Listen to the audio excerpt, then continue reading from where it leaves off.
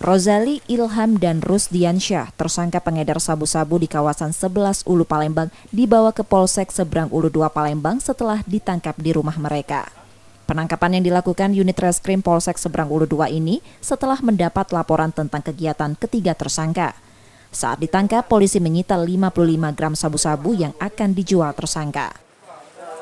Ya, jadi dia sistemnya barang dititipkan dulu, kemudian dia menjual, habis itu setoran bandarnya. Bang kurir apa pengedar ini bang? Pengedar. Nilai ini berapa bang barangnya?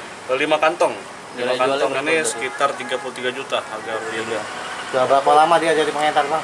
Kurang lebih 2 tahun. Semuanya pemakai juga bang? Semuanya pengedar.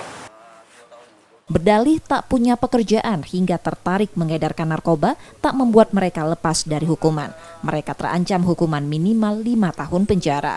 Yudi Kiswanto, Kompas TV, Palembang, Sumatera Selatan.